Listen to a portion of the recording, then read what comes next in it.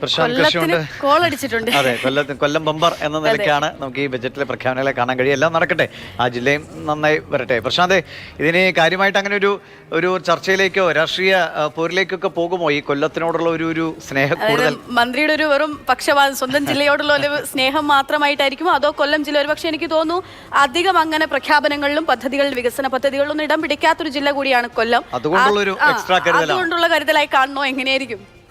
ഏതായാലും മന്ത്രി ഒരു പ്രത്യേക താല്പര്യം എടുത്ത് കൊല്ലത്തിനും അതുപോലെ തന്നെ അദ്ദേഹത്തിൻ്റെ സ്വന്തം തട്ടകമായ കൊട്ടാരക്കരയ്ക്കും എല്ലാം ഒരു പരിഗണന നൽകിയിട്ടുണ്ട്.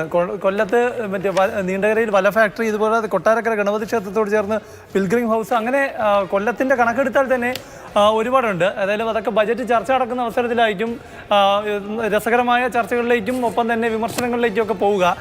ഏതായാലും നമ്മളിന്നിപ്പോൾ മൊത്തത്തിൽ ഈ ക്ഷേമത്തിൻ്റെ കാര്യത്തിൽ ഒരു കുറവുണ്ട് എന്ന് പറയുമ്പോൾ തന്നെ ഈ ധനം കണ്ടെത്താനുള്ള അല്ലെങ്കിൽ വിഭവ സമാഹരണത്തിന് കണ്ടെത്തിയ മാർഗങ്ങൾ പൊതുവായി അത് ഈ ഇലക്ഷൻ കാഴ്ചപ്പാടോടെ തന്നെയാണ് ആകെ മൊത്തം ജനങ്ങളെയും ബാധിക്കുന്ന തരത്തിലുള്ള വിഭവ സമാഹരണമല്ല നടത്തിയിരിക്കുന്നത്. അതായത് ഇപ്പോൾ നികുതിയുടെ കാര്യം എടുത്തു കഴിഞ്ഞാൽ കഴിഞ്ഞതിന് മുൻപത്തെ ബജറ്റിലെല്ലാം സെസ് പിരിച്ചത്, അത് സാമൂഹ്യ സുരക്ഷാ സെസ് എന്നുള്ള പേരിൽ പിരിച്ചത് എല്ലാ ജനങ്ങൾക്കും ഒരുപോലെ ബാധിക്കുന്ന തരത്തിലാണ്.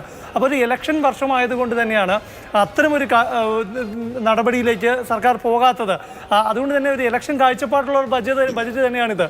ഈ ഭൂനികുതിയുടെ കാര്യത്തിൽ 50% വർധന നികുതിക്ക് ഉണ്ടാകുക എന്ന് പറയുമ്പോൾ അത് വലിയ തോതിൽ ജനങ്ങളെ ബാധിക്കുന്നത് തന്നെയാണ്. പക്ഷേ എല്ലാ വിഭാഗം ജനങ്ങളെയും ബാധിക്കുന്ന ഒരു വിഷയം തന്നെയാണ് അത് ഈ സാമൂഹ്യ സുരക്ഷാ ബസസിൻ്റെയൊക്കെ കാര്യം പറയുന്ന പോലെയാണ് ഈ ഭൂനികുതിയുടെ കാര്യത്തിൽ. മറ്റു പല നിർദ്ദേശങ്ങളുടെ കാര്യത്തിൽ നമുക്ക് അങ്ങനെ പറയാൻ പറ്റില്ല. കാരണം ഈ ഇലക്ട്രിക് വാഹനങ്ങളുടെ കാര്യം ഇപ്പോൾ 5% നികുതി 8%, 10%, 2 കാറ്റഗറിയിലായിട്ട് ഇത്തരത്തിൽ മാറ്റം വന്നിട്ടുണ്ട്.